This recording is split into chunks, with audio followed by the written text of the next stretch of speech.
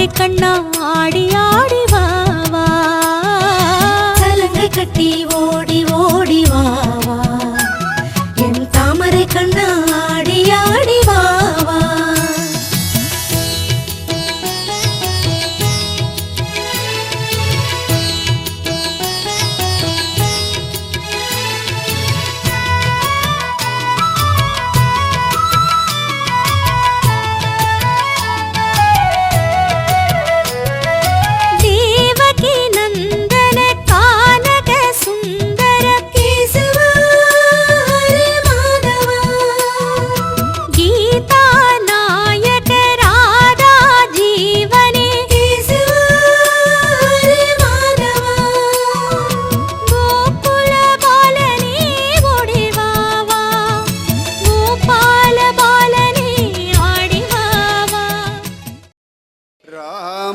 ராமானுஜதயா பாத்ரம் ஞான வைராக்யபூஷணம்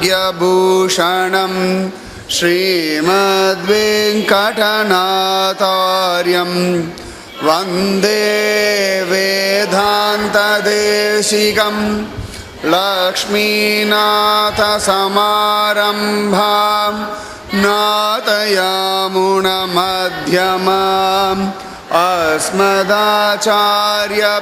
अस्मदाचार्यपर्यन्तां वन्दे गुरुपरम्परां यो नित्यमच्युतपदाम्बुजयुग्मरुग्म व्यामोहतस्ततितराणि तृणाय मेने अस्मद्गुरोर्भगवतोऽस्य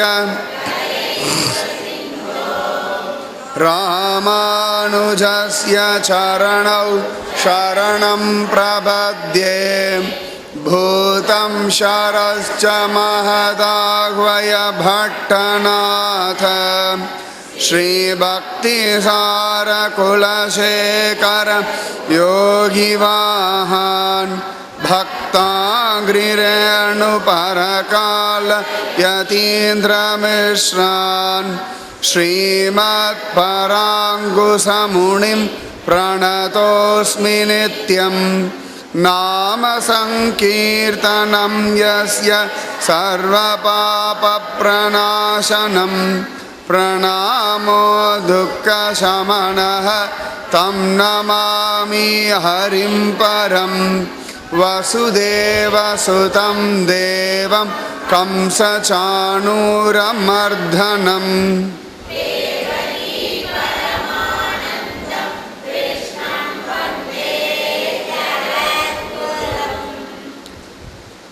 பூமண்ணுமாது பொருந்திய மார்பன் புகழ்மலிந்த பாமண்ணு மாறன் அடிபணிந்துய்ந்தவன் பல்கலையோர் தாமண்ண வந்த இராமானுசன் சரணாரவிந்தம் நாம் மன்னி வாழ நெஞ்சே சொல்லுவோம் அவன் நாமங்களே.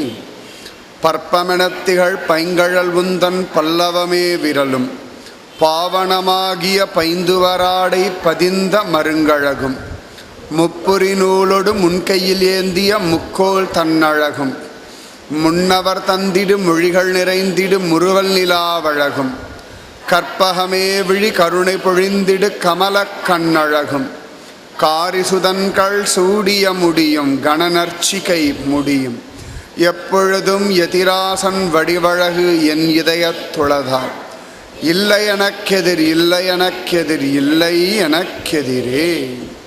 பிரணாமம் லக்ஷ்மணமுனிஹி பிரதிகிருணாது மாமகம் பிரசாதயதி யத் சூக்திஹி ஸ்வாதீனபதிகாம் ஸ்ருதிம் உபவீதினம் ஊர்த்வபுண்ட்ரவந்தம் த்ரிஜகத் புண்ணியபலம் த்ரிதண்டஹஸ்தம் சரணாகத சார்த்தவாகமீடே சிகயா சேகரிணம் பதிம் யதீனாம்.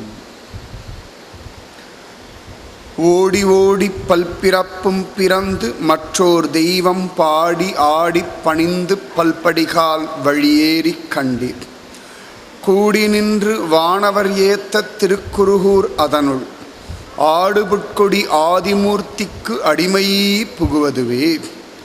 பயனன்றாகிலும் பாங்கல்லராகிலும் செயல் நன்றாக திருத்தி பணிகொள்வான் குயில் நின்றார் பொழில் சூழ் குருகூர் நம்பி முயல்கின்றேன் உந்தன் மொய்கழற்கு அன்பையே.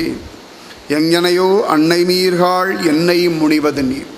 நங்கள் கோலத் திருக்குறுங்குடி நம்பியை நான் கண்டபின் சங்கினோடும் நேமியோடும் தாமரை கண்களோடும் கெங்கணிவாய் ஒன்றினோடும் செல்கின்றது என் நெஞ்சமே.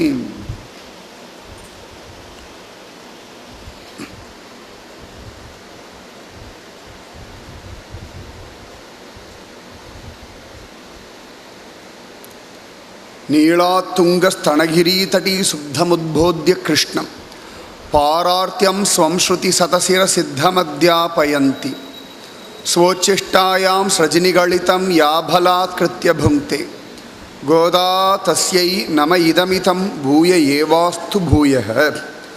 அன்னவயல் புதுவை ஆண்டாள் அரங்கற்கு பண்ணு திருப்பாவை பல்பதியம் இன்னிசையால் பாடிக் கொடுத்தாள் நற்பாமாலை பூமாலை சூடிக் கொடுத்தாளை சொல்லு. பாண்டியன் கொண்டாட பட்டர்பிரான் வந்தான் என்று ஈண்டிய சங்கம் எடுத்தூத வேண்டிய வேதங்கள் ஓதி விரைந்து கிழியறுத்தான் பாதங்கள் யாமுடைய பற்று.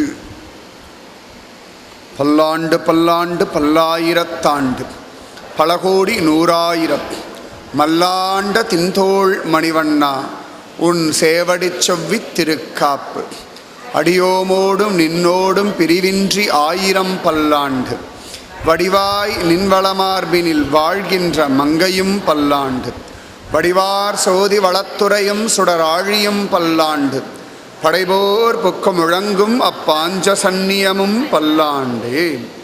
ஓங்கி உலகளந்த உத்தமன் பேர்பாடி நாங்கள் நம்பாவைக்கு சாற்றி நீர் ஆடினாள் தீங்கின்றி நாடெல்லாம் திங்கள் மும்மாறி பெய்து ஓங்கு பெருஞ்சென்னல் ஊடு கயலுகள பூங்குவளை போதில் பொறிவண்டு கண்படுப்ப தேங்காதே புக்கிருந்து சீர்த்த முளைபற்றி வாங்க குடம் நிறைக்கும் வள்ளல் பெரும் பசுக்கள் நீங்காத செல்வம் நிறைந்தேலோர் எம்பாவாய்.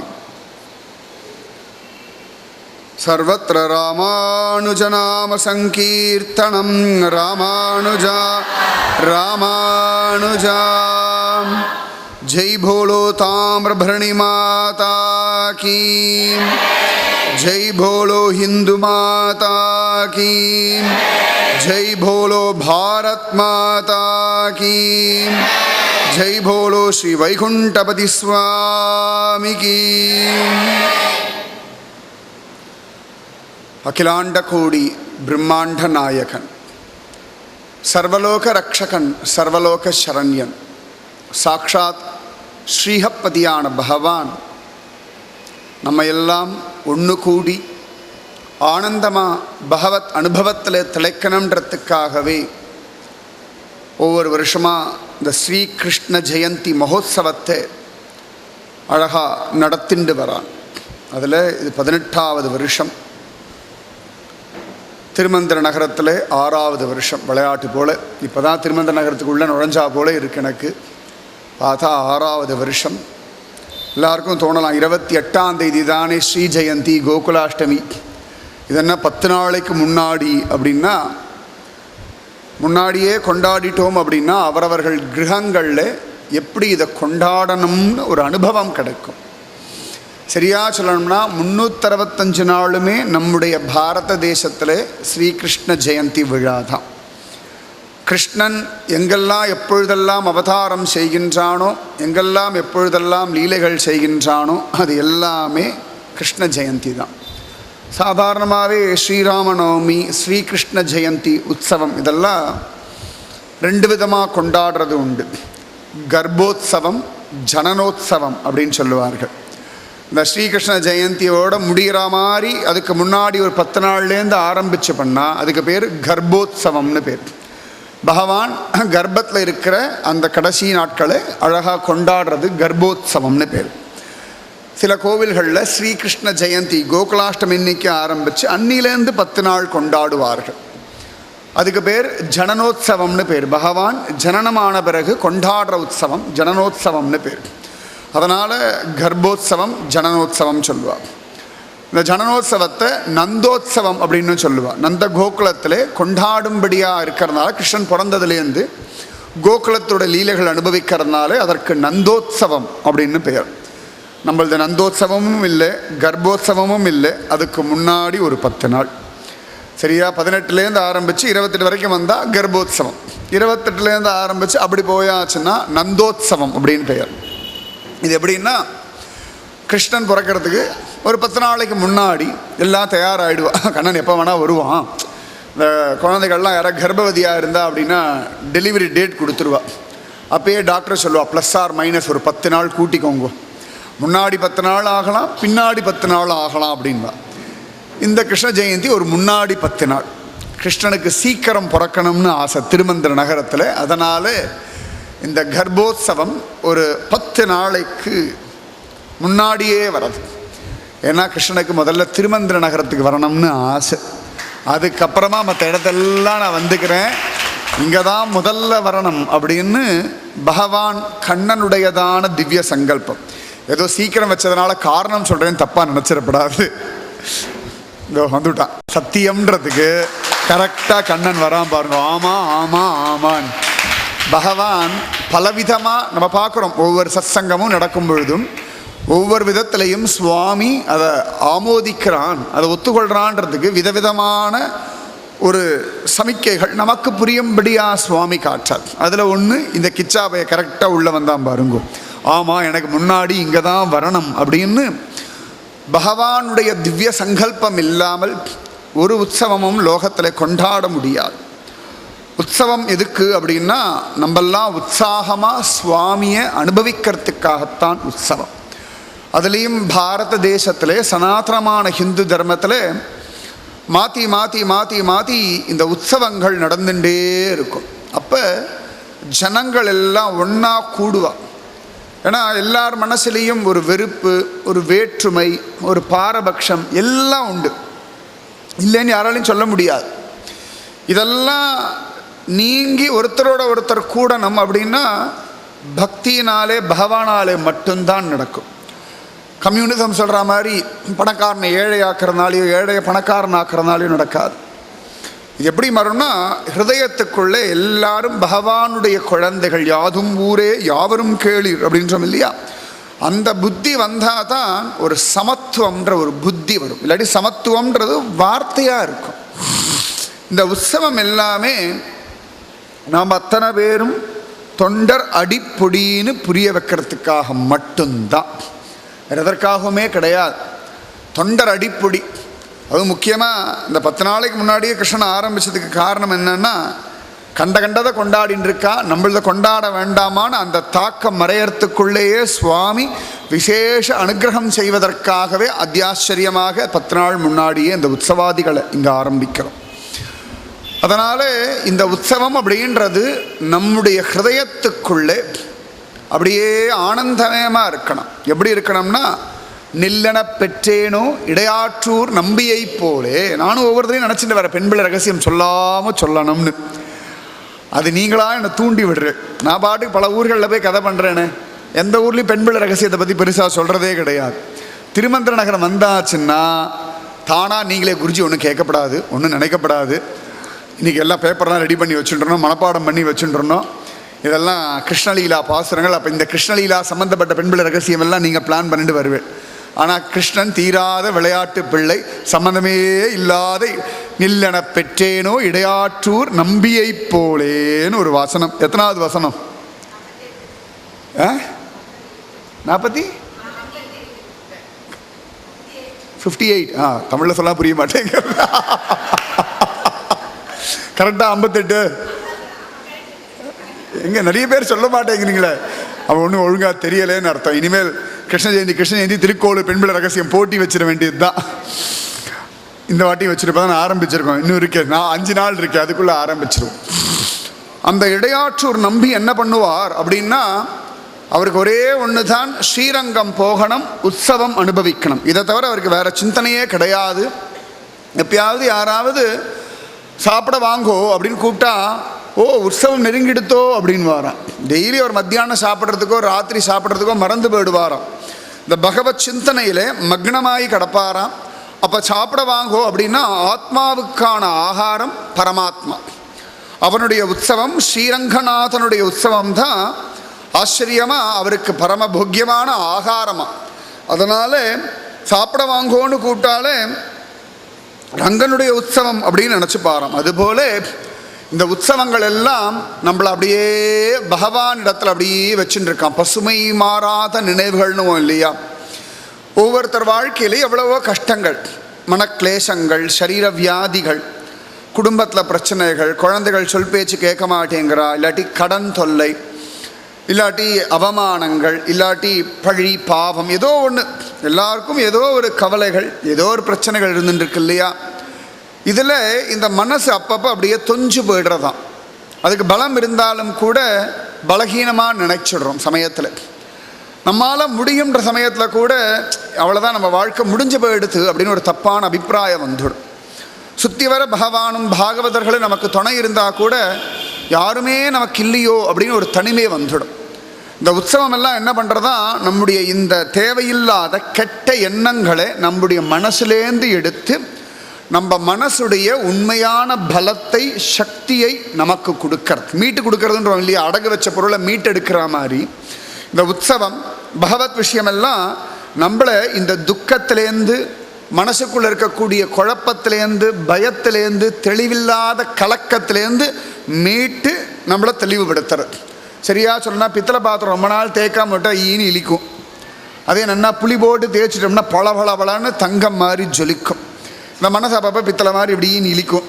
அப்பப்போ இந்த ஒரு உற்சவம் எல்லாம் பண்ணி புளி போட்டு அப்படி தேய்ச்சோம்னா கோவில்களில் மூர்த்திகளுக்கே உற்சவத்து போது பளபளபளன்னு ஜொலிப்பார்கள். அந்த மாதிரி நம்ம மனசை சுத்தப்படுத்தி அப்படியே பகவானிடத்தில் சமர்ப்பிப்பதற்கான ஒரு சுலபமான வழிதான் உற்சவம். அதனால தான் ஸ்ரீகிருஷ்ண ஜெயந்தி உற்சவம் நிஜமாகவே 18 வருஷம் நினச்சி பார்க்குறதுக்கு மலப்பாக இருக்குது. இத்தினோண்டு பயலாக நான் போய் குருஜி அம்மாவோட போய் நின்று அப்போ ஆரம்பித்த ஒரு உற்சவம். அதை நான் நிஜமாகவே கற்பனை கூட பண்ணி பார்க்கல. சென்னையை விட்டு தூத்துக்குடியில் வந்து திருமந்திர நகரத்தில் வந்து இந்த உற்சவத்தை கொண்டாடுவோம்னு கற்பனை கூட பண்ணி பார்த்ததில்லை, கனவுல கூட நினச்சதில்லை. ஆனால் பகவானுடைய சங்கல்பம் 6 வருஷமாக நடந்துட்டுருக்கிறதுன்றது நிறைய பெரிய ஒரு அனுகிரகம், பகவத் அனுகிரகம்னு தான் சொல்லணும். வைகுண்டபதியும் சங்கர ராமேஸ்வரரும் பாகம் பிரியாளும் பூதேவி ஸ்ரீதேவியும் அத்தனை பிரியப்பட்டு இந்த உற்சவத்தை நடத்திட்டு வரார்கள். ஒவ்வொரு உற்சவத்திலே ஒவ்வொரு விதமான அனுபவங்களை நாம் அனுபவிச்சுட்டு வரோம். இந்த சமயத்தில் இந்த உற்சவத்தில் எல்லாரும் கூடியிருந்து குளிர்வோம். நிறைய பேரை கூட்டுண்டு வாங்குவோம். எல்லாரும் குழந்தையாக ஆடி பாடி குதூகலமாக எல்லா டென்ஷனையும் விட்டுட்டு சின்ன குழந்தைகளாக நம்மளை மறந்து சிரித்து கண்களில் கண்ணீர் வழிய ஆனந்தத்தில் தழைச்சு மயிர்கால்கள் குத்திண்டு நிற்க நம்முடைய கவலைகள் எல்லாம் மறந்து நான் பகவானுடைய குழந்தை, நான் அழியாத அமரத்துவத்தின் குழந்தைன்னு இந்த மனசில் அப்படியே ஒரு சமாதானம் உண்டாவதற்காகத்தான் இந்த உற்சவம். அதனால் எல்லாரும் கூடி இருந்து குளிர்வோம். போன தடவை நான் முகுந்தமாலா திருமாலை சொல்லும்போது சொன்னால் அடுத்த வாட்டி முகுந்தமாலா சொல்ல போகிறேன் அப்படின்னு தான் சொல்லியிருந்தேன். ஆனால் பகவானுடைய சங்கல்பம் பெரியாழ்வாருடைய ஸ்ரீகிருஷ்ண லீலா அனுபவங்கள் ரொம்ப அழகாக இருக்கும். குழந்தை அப்படி அனுபவிக்கணும் அப்படின்னா பெரியாழ்வார் போலே அனுபவிக்கணும் அப்படின்னு சொன்னோம். சரி சொல்லிடுவோம், எம்பிரான் என்றேனோ பட்டர் வீரானை போலே. பெருமாளை அனுபவிக்கணும் அப்படின்னா பெரியாழ்வார் போலே என்னுடைய பிரான், இவன் என்னுடைய சுவாமி, இவன் என்னுடைய நாதன், இவன் என்னுடைய செல்லம், இவன் என்னுடைய பட்டு. நம்ம சொல்லுவோம் இல்லையா, என் செல்லக்குட்டி, என் பட்டுக்குட்டி, என் சமத்துக்குட்டின்றோமே, அந்த மாதிரி கண்ணனை எனக்குரியவன் என்னுடையவன் உரிமை கொண்டாடினவர் பெரியாழ்வார். அதனால தான் எந்த ஆழ்வார்களும் பாடாத பல்லாண்ட பெரியாழ்வார் அவ்வளவு அழகாக பாடினார். பெரியாழ்வாருடைய பல்லாண்டு தான் நிஜமாவே மங்களாசாசன பாசுரங்கள் அப்படின்னு சொல்கிறோம். இன்றைக்கும் பெரியாழ்வாருக்கு அவ்வளவு ஏற்றம் உண்டு. ஸ்ரீவில்லிபுத்தூருக்கு ஏற்றம் பெரியாழ்வார்னாலையும் அவர் பெற்றெடுத்த பெண் பிள்ளையினாலையும் தான். பெரியாழ்வார் அவ்வளவு அழகான ஒரு ஆழ்வார், ஆச்சரியமான ஆழ்வார். இன்றைக்கும் அவருடைய வம்சத்தார் ஸ்ரீவில்லிபுத்தூரில் வாழ்ந்துருக்கார்கள். பெரியாழ்வாருடைய திருவரசு திருமாலிருஞ்சோலை அங்கே தான் இருக்குது. கள்ளழகர் கோவிலில் கோவிலுக்கு வெளியில் இந்த திருப்பரங்குன்றம் மலை ஏறும், திருப்பரங்குன்றம் இல்லை, பழமுதிர்ச்சோலை மலை ஏறுவோமே, அங்கே இடது பக்கத்தில் பெரியாழ்வார் திருவரசு இன்றைக்கும் இருக்குது. எப்படி நம்ம திருக்குறுங்குடி போனால் திருமங்கை ஆழ்வாரோட திருவரசு இருக்கோ, அம்பாசமுத்திரம் பக்கத்தில் இருக்கிற மன்னார் கோவில் போனால் குலசேகர ஆழ்வார் திருவரசு இருக்கோ, கும்பகோணத்தில் காவேரி ஆற்றங்கரையில் திருமழிசை ஆழ்வார் திருவரசு இருக்கோ, எப்படி ஆழ்வார் திருநகரில் திருப்புலி ஆழ்வார் கீழே சுவாமி நம்மாழ்வாருடைய திருவரசு இருக்கோ, அதுபோல பெரியாழ்வாருடைய திருவரசு திருமாலிருஞ்சோலை. சரியா? கள்ளழகர் பெரியாழ்வாருடைய குல தெய்வம். ஆனால் கைங்கரியம் பண்ணது முழுக்க வடபத்திரசாயிக்கு. ஆனால் குலதெய்வம் யாருன்னா கள்ளழகர் தான் பெரியாழ்வாருக்கு. இன்றைக்கி பெரியாழ்வார் குலதெய்வமாக கொண்டாடுறது கள்ளழகர் தான். அத்தனை சிரேஷ்டம் அந்த பெரியாழ்வார். ஸ்வயம் கருடாழ்வாருடைய அம்சம் பெரியாழ்வார். ஒவ்வொரு ஆழ்வார்கள் ஒவ்வொரு பாகவதாளுடைய அம்சமாக பூமியில் இறங்கி நமக்கெல்லாம் பக்தியினுடைய பல்விதமான பரிமாணத்தை காட்டி நமக்கு பகவத் அனுபவத்தை கொடுக்கிறார். அதில் பெரியாழ்வார் ஸ்வயம் கருடனுடைய அம்சம். அதுவும் நேற்று தான் நாகபஞ்சமி, கருட பஞ்சமி, அதெல்லாம் சேர்ந்து நமக்கு அப்படி ஆரம்பிக்கும்படியான ஒரு பாக்கியம். அதுலேயும் ஆச்சரியமாக ஆடியில் ஆரம்பித்து ஆவணியில் பண்ணுறோம், நம்ம முடிக்கிறோம். சரியா? ஒரு மாதம் கொண்டாடுறோம். ஆடியில் ஆரம்பித்து ஆவணி வரைக்கும் ஆண்டாள் ஆடிப்பூர உற்சவமும் ஸ்ரீகிருஷ்ண ஜனனோத்சவம் சேர்ந்து இது ஆடிப்பூர ஸ்ரீகிருஷ்ண ஜெயந்தி உற்சவம். ஆனால் இப்போ தான் ஸ்ரீவில்லிபுத்தூரில் அவ்வளோ அழகாக திருத்தேர்லாம் வந்து அத்தியாச்சரியமாக அவ்வளோ கோலாகலமாக அனுபவித்தோம். நிறைய பேர் வந்திருந்தா, எத்தனையோ பாகவதர்கள்லாம் அவ்வளோ அழகாக அனுபவித்தார்கள். அதனாலே நமக்கு ஆடியில் ஆரம்பித்து ஆவணியில் பூர்த்தி ஆகும்படியான ஒரு ஸ்ரீகிருஷ்ண ஜெயந்தி உற்சவத்தை பகவான் அனுகிரகிச்சிருக்கான். அந்த பெரிய ஆழ்வார் அத்தனை சிரேஷ்டம், ரொம்ப விசேஷம். ஆனி மாதம் சுவாதி நட்சத்திரம் தான் பெரியாழ்வாருடைய அவதார திருநக்ஷத்திரம். சுவாதி நட்சத்திரம் வந்து நரசிம்மருடைய நட்சத்திரம், ரொம்ப விசேஷமான ஒரு நட்சத்திரம் சுவாதி. எல்லா நட்சத்திரமும் விசேஷம், ஆனி சுவாதி விசேஷம் என பெரியாழ்வார் அவதாரம் பண்ண திருநக்ஷத்திரம். அந்த பெரியாழ்வார் கிருஷ்ணலீலா அனுபவங்களில் மயங்கி கடந்திருக்க. கிருஷ்ணன் அனுபவிக்கிறதுல பெரியாழ்வாருக்கு சமானமாக வேறொரு ஆழ்வாரை சொல்லவே முடியாது. அதுக்கு அடுத்து பக்கத்தில் என்ன ஆண்டாளை சொல்லணும். அதுக்கப்புறமா தான் நம்ம ஆழ்வார், குலசேகர ஆழ்வார் எல்லாருமே வருவார். முக்கியமாக பெரியாழ்வார் ஸ்ரீகிருஷ்ண லீலாவில் அப்படியே மக்னமாகி கடந்தார். கிருஷ்ணனை அனுபவிக்கிறதுக்கு நிறைய விதமான வழிகள் உண்டு. கிருஷ்ணனுடைய வேலைக்காரனாக இருக்கலாம், தாஸ்ய பக்தின்னு சொல்லுவோம். கிருஷ்ணனுடைய தோழனாக இருக்கலாம், சக்கிய பக்தின்னு சொல்லுவோம். கோகுலத்தில் இருந்த கிருஷ்ணனோட மாடு மேய்ச்ச குழந்தைகள், மதுரால கிருஷ்ணனோட இருந்த குழந்தைகள், ஆச்சரியமாக கிருஷ்ணனோட வேத பாடசாலையில் படித்த சுதாமா, கிருஷ்ணனோட மந்திரியாக இருந்த உத்தவர், கிருஷ்ணனுடைய ஃப்ரெண்டாகவும் கிருஷ்ணனை சாரதியாகவும் வச்சுட்டு இருந்த அர்ஜுனன், இவாள்லாம் கிருஷ்ணனோட ஃப்ரெண்டுன்ற ஒரு பக்தி பண்ணா. சக்கிய பக்தி, சகாவா, அது ஒரு சுகம். வாத்சல்ய பக்தி முக்கியமாக யசோதே தான். என்ன தவம் செய்தனை யசோதா அப்படின்னு கேட்குறோம் இல்லையா? அந்த யசோதா, ரோஹிணி மாதா, தேவகி மாதா, இவர்கள்லாம் அழகாக வாத்சல்ய பக்தி. பயபக்தி கம்சன் பண்ணான், என்ன ஆகுமோ ஏதாகுமோ அப்படின்னு நினச்சி பயந்தான் கம்சன். துவேஷ பக்தி சிசுபாலன், ருக்மிணியோட அண்ணா ருக்மி, தந்தவக்ரன், பௌண்ட்ரக வாசுதேவன், இவர்கள்லாம் கிருஷ்ணனிடத்தில் வெறுப்பு கொண்டு ஒரு பக்தி பண்ணார்கள். அதுக்கு பேர் துவேஷ பக்தி அப்படின்னு பெயர். கோபிகைகள்லாம் மாதுரிய பக்தி, பகவான காதலனாக, தன்னுடைய நாயகனாக, தன்னுடைய எஜமானனாக பக்தி பண்ணார்கள். அதற்கு பேர் அழகா மாதுரிய பக்தி அப்படின்னு பெயர். ருக்மிணி, சத்யபாமா, ஜாம்பவதி, இப்படி அஷ்டமகிஷிகள், அதுக்கப்புறம் 16,108 பத்தினிகள், இவர்கள்லாம் கிருஷ்ணனை தன்னுடைய கணவனாகவே பாவித்து கல்யாணமும் பண்ணிட்டு பக்தி பண்ணார்கள். அதுக்கு பேர் காந்தா பக்தின்னு பேர். இப்படி பக்திக்கு பலவிதமான பரிமாணங்கள் உண்டு. அதில் பெரியாழ்வார் ஆச்சரியமாக யசோதையனுடைய வாத்சல்ய பக்தியை ஸ்வீகரிச்சுட்டார். ஆனால் பக்தி நிறைய உண்டு. எந்த விதமான பக்தி பண்ணால் நம்ம ஆத்மா பிரசன்னமாகும் அப்படின்னு ஒன்று இருக்குது. அர்ஜுனன் போய் கோபிகைகள் போல பக்தி பண்ணான்னா நன்னா இருக்காது. கிருஷ்ணா நான் உன்னை காதலிக்கிறேன்னு சொன்னான்னா நன்னா இருக்காது. அது கோபிகைகள் சொன்னா தான் நன்னா இருக்கும். கம்சன் போய் கிருஷ்ணனிடத்தில் தோழனாக இருந்தான்னா நன்னா இருக்காது. ஏன்னா தோழமைன்ற வார்த்தைக்கே அர்த்தம் மாறி போய் நம்பிக்கை துரோகமாக போயிடும். அதனால் யார் யார் எந்தெந்த விதமான பக்தி பண்ணால் உச்சிதமோ அந்த பக்தி பண்ணணும். அதனால தான் இத்தனை வெரைட்டியான பக்தியை ஸ்ரீமத் பாகவதம் சொல்கிறது. குருவை பிடிச்சுன்னுட்டோம் அப்படின்னா தானாகவே நாம் எந்த விதமான பக்தி பண்ணணும், எந்த மூர்த்தியினிடத்துல பக்தி பண்ணணும் அப்படின்னு நன்னா தெரிஞ்சிடும். அப்போ சுலபமாக இருக்கும். அதே பெரியாழ்வார் ஆண்டாளுக்கு காந்தா ஆச்சரியமாக மாதுரிய பக்தியை தான் சொல்லி கொடுத்தார். அம்மா நீ கோபி பாவத்தில் அழகா திருப்பாவை விரதமெல்லாம் இருந்து கண்ணனை நாயகனாக பாவிச்சு பக்தி பண்ணு அப்படின்னார். அதே பெரியாழ்வார் வல்லபதேவன்ற பாண்டியராஜனுக்கு பரதத்துவத்தை நிர்ணயம் பண்ணி அவனுடைய சபையில் நாராயணன் இறுக்கி பிடிச்சுக்கோப்பா சரணாகதி பண்ணு அப்படின்னு சொல்லி சரணாகதின்ற ஒரு உபாயத்தை சொல்லி அவனை பக்தி பண்ண வச்சார். அப்பொழுதுதான் அவரை யானை மேலே ஏற்றி அழகாக ஊர்வலம் என்றார். அப்பொழுதுதான் கூடல் அழகர் கருடன் மேலே வந்து காட்சி கொடுக்கிறார். அப்பொழுதுதான் பல்லாண்டு பல்லாண்டு பாடுறார். பல்லாண்டு பாடின பெருமாள், பல்லாண்டு வாங்கின பெருமாள் யாருன்னா மதுரையில் இருக்க கூடல் அழகர், பெரியார் பஸ் ஸ்டாண்ட் பக்கத்தில் இருக்கார். அவர் கூடல் அழகர். அவருக்கு தான் பல்லாண்டு பெருமாள்னே பேர். ஒவ்வொருத்தருக்கும் ஒவ்வொரு விதமான பக்தியை சொல்லி கொடுத்தார் பெரியாள். அதில் அவர் அனுபவித்தது ஆச்சரியமாக வாத்சல்ய பக்தி.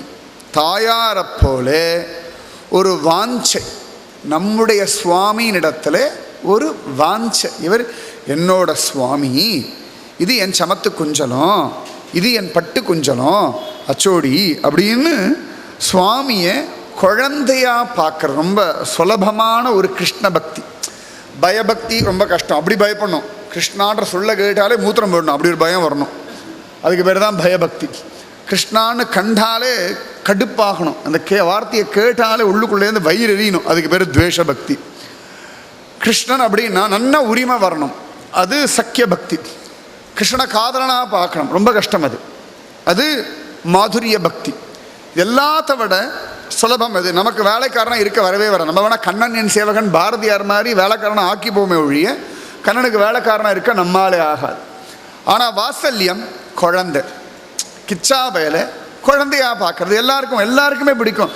குழந்தை வேண்டாம், இது எனக்கு பிடிக்கலைன்னு சொல்கிறதுக்கு யாருமே கிடையாது. பெரிய படித்தவனாக இருக்கட்டும், கோடீஸ்வரனாக இருக்கட்டும், பரம ஏழையாக இருக்கட்டும், சில பேர்லாம் தொழுநோயாளி இருப்பாள், பிச்சைக்காரலாக இருப்பாள், அவள் கூட சொல்லுவாள் எனக்கு ஒரு குழந்தை வேணும் அப்படின்வா.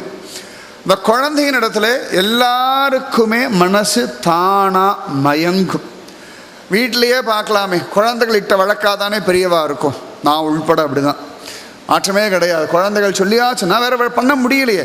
அது பேசுகிற மழைக்கும் அது பண்ணுற செய்கைக்கும் அது திடீர்னு எல்லாம் புதுசாக பேசிடும். நம்ம அப்படியே தகச்சு போய் நிற்போம். எப்படிலாம் பேசுறது, என்னமாலாம் பேசுறது, இதுக்கு இந்த வார்த்தை எங்கேருந்து கத்துண்டது அப்படின்னு நம்மளை திடீர்னு அதிர்ச்சியில் வரைய வைக்கிறது, ஆச்சரியத்தில் வரைய வைக்கிறதுனா பகவானால் முடியும், குழந்தைகளால் முடியும். அது எந்த விஷயமே நம்மளை அப்படியே ஆச்சரியத்தில் வரைய வச்சு பா அப்படின்னு கண்கள்லாம் அகண்டு விரியும்படியாக டிவிலாம் கூட அப்படி பண்ணவே முடியாது. ஒரு சின்ன குழந்தைகள் திடீர்னு பண்ணக்கூடிய காரியங்கள் பரபிரம்மம் மாதிரி திடீர்னு பெரிய விஷயத்தை சாதாரணமாக பேசிடும். பெரிய காரியத்தை நம்ம மனசில் இருக்க அவ்வளவு மனசில் இருக்க சங்கடங்கள், கவலைகள், பயம், நம்பிக்கை இல்லாத ஒரு புத்தி இருக்குமே, இதெல்லாம் ஒரு சிரிப்பில் ஒரு வார்த்தையில் அம்மா அப்பா அப்படின்னு அது கொஞ்சம் பேசும் பொழுது நிஜமாவே உலகத்தை ஜெயிக்க முடியும்ன்ற ஒரு பெரிய பலத்தை கொடுத்துரும். அதனால தான் நிஜமாவே குழல் இனிது யாழ் இனிது என்பர் தம்மக்கள் மழலை சொல் கேளாதார் அப்படின்னு சார் வள்ளுவர். என்னமோ குழல் ஜாஸ்தி நல்லா இருக்கும், யாழ் நன்னா இருக்குன்றாலே அதெல்லாம் கிடையவே கிடையாது. தம்முடைய குழந்தைகள் பேசக்கூடிய மழலைக்கு சமானமான சுகம் தரக்கூடிய ஒரு சப்தம் உலகத்தில் வேறு எதுவுமே கிடையாதுன்ற. குழல்லாம் இனிமையே கிடையாது. நிஜமாவே அந்த கருவிகளில் ரொம்ப இனிமைன்னா குழல், யாழ் போயாச்சு எங்கன்னே தெரியாது. ஏதோ சினிமாவில் எப்படி ஒரு வளர்ச்சி பழது 4 இது தொங்க விட்டுறான் அவ்வளோதானே ஒழி, யாழ்னா யாருக்குமே தெரியாது. ஆனால் இந்த குழல் தெரியும். புல்லாங்குழல் நிஜமாவே எல்லாருக்குமே மனசு என்னமோ பண்ணும். அந்த புல்லாங்குழலை காட்டிலும் யாழை காட்டிலும் இனிமையானது எதுன்னா குழந்தைகள் பேசுகிற மழலை. அது என்ன பாஷை வேணால் பேசட்டுமே, அது தெலுங்கு வேணால் பேசட்டும், மலையாளம் வேணால் பேசட்டும், சில மொழியெலாம் உண்டு, துளு, கொங்கணின்னு நமக்கு ஒன்றுமே புரியாது. அது பேசுகிறது அவ்வளோ அழகாக இருக்கும். அது இங்கிலீஷாக இருக்கட்டும், என்ன வேணா இருக்கட்டும், அந்த குழந்தைகள் பேசுகிற பாஷை உலகத்திலேயே அந்த குழந்தை எந்த பாஷையை பேசினாலும் அழகாக இருக்கும். அந்த பாஷை மேலே நிஜமாகவே நமக்கு ஒரு காதல் வந்துடும், என்ன அழகாக பேசுறது அப்படின்னு. நிறைய பேர் பார்க்கலாம், அந்த